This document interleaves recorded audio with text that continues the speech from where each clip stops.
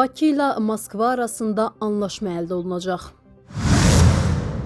Müharibənin 4 ili, Rusiyanın Ukraynada dəhşətli itkiləri. Putin yenə gəlsə neynəyəcəksiniz? Zelenski. Müharibə başlayan kimi Biden mənə dedi ki, Xameneyinin iqamətgahına hücum, 100 ölü var. Pensiya alanlara şad xəbər. Mart ayında Politrus informasiya analitik portalının rəhbəri Rus politoloq Vitali Arkov Qlobal İnfoza müsahibəsində bildirib ki, Azərbaycanın Rusiyanın təsir dairəsindən birdəfəlik çıxdığı barədə Igor Yakovenkonun iddiaları qərəzlidir və siyasi motivlidir. Onun sözlərinə görə Rusiya Türkiyə qarşıdurması keçmişdə qalıb. Hazırda isə Moskva ilə Ankara arasında əməkdaşlıq yüksələn xətt üzrə inkişaf edir. Arkov qeyd edib ki, Azərbaycan suveren və çoxvektorlu siyasət yürüdür. Bakı həm Moskva, həm Ankara, həm də Tehranla fəal əlaqələr saxlayır. O vurğulayıb ki, münasibətlərdə zaman-zaman çətinliklər yaşansa da, xüsusilə Heydər Əliyevin hakimiyyətə qayıdışından sonra Bakı-Moskva xəttində strateji anlaşma formalaşıb və mövcud fikir ayrılıqları da dialoq yolu ilə həll oluna bilər. Sergey Shoygu'nun Ermənistan dəmir yolları ilə bağlı açıqlamasında Azərbaycana gizli mesaj axtarılmasını əsassız sayan politoloq bildirib ki, Moskva Bakıya mövqeyini birbaşa çatdırmaq imkanına malikdir. Ermənistan baş naziri Nikol Paşinyanın Rusiya ilə bağlı bəyanatlarına toxunan Arkov, onun sülh prosesinə dair ittihamlarını inandırıcı hesab etmədiyini deyib. O, həmçinin Paşinyanın komandasına dair maliyyə iddialarının uzun müddətdir müzakirə olunduğunu xatırladıb və 2020-ci il müharibəsi kontekstində səslənən rüşvət iddialarını real saymadığını bildirib. Politoloqun fikrincə Ermənistanda qarşıdan gələn seçkilər ərəfəsində revanşist qüvvələr fəallaşsa da, Paşinyan hakimiyyəti də özünü xilaskar obrazında təqdim etməyə çalışır. Bununla belə, seçicilərin sosial-iqtisadi vəziyyətinin yaxşılaşmaması hakim komanda üçün əsas risk olaraq qalır. Rusiyanın Ukraynaya qarşı başlatdığı geniş miqyaslı müharibədən 4 il ötür. 3 günə bitəcək deyilən savaş artıq 1462-ci gününü tamamlayır. Bu müddətdə Rusiya Ukrayna ərazisinin ümumilikdə 19%-ni nəzarətə götürüb.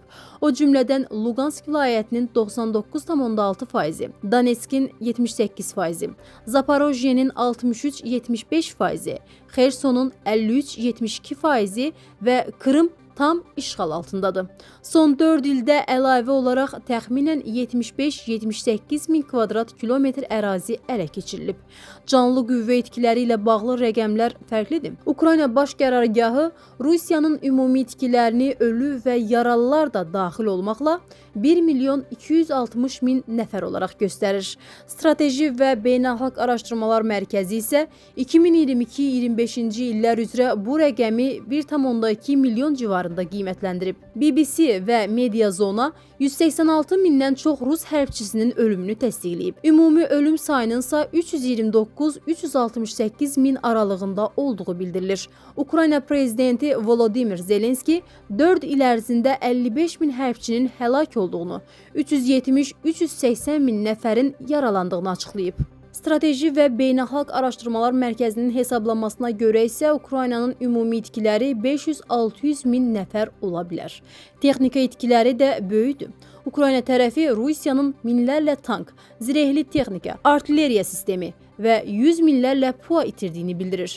Rusiya Müdafiə Nazirliyi isə Ukraynanın 10 minlərlə hərbi texnikasının məhv edildiyini iddia edir. 4 ilə uzanan müharibə hər iki tərəf üçün ağır insan və texnika itkiləri ilə müşahidə olunub.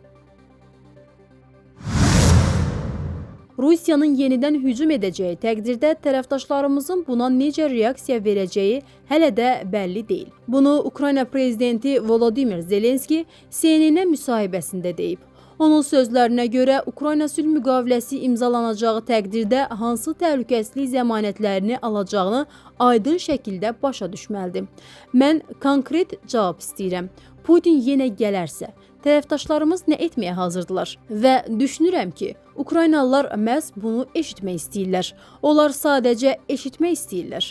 Bağışlayın, bu təzyiq deyil. Bu başa düşmək üçündür. Zelenski bildirib ki, danışıqlar komandası təhlükəsizlik zəmanətləri layihəsini hazırlayıblar. Lakin Amerika Birləşmiş Ştatları hələ də sənədi imzalamır. Vaşinqton əvvəlcə istəyir ki, Rusiya və Ukrayna ümumi sülh razılaşması əldə etsin.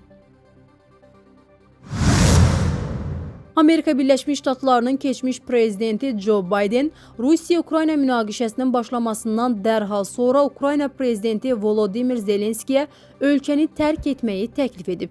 Global Infos xəbər verir ki, bu barədə Ukrayna lideri münaqişənin başlamasının 4-cü il dönümü münasibətilə Ukraynalılara müraciətində bildirib. Bu ofis Bankova küçəsindəki bunkerdəki bu kiçik otaq. Müharibənin əvvəlində dünya liderləri ilə ilk söhbətlərim burada baş tutdu. Prezident Bidenlə burada danışdım və məhz burada eşitdim. Volodymyr, təhlükə var. Dərhal Ukraynanı tərk etməlisən. Biz buna kömək etməyə hazırıq, deyə Zelenski bildirib. O, Bidenə Kiyevin taksilərə yox, silahlara ehtiyacı olduğunu deyib.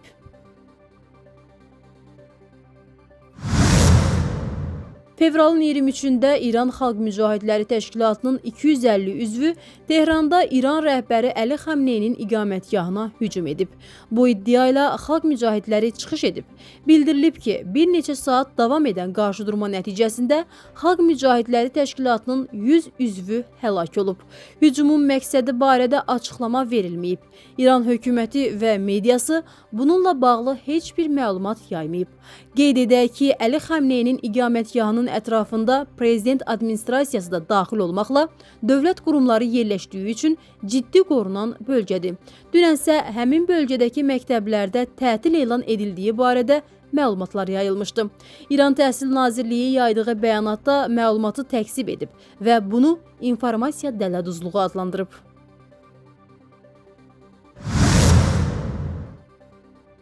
Novruz bayramı ilə əlaqədar mart ayı üzrə pensiyalar vaxtından əvvəl ödəniləcək.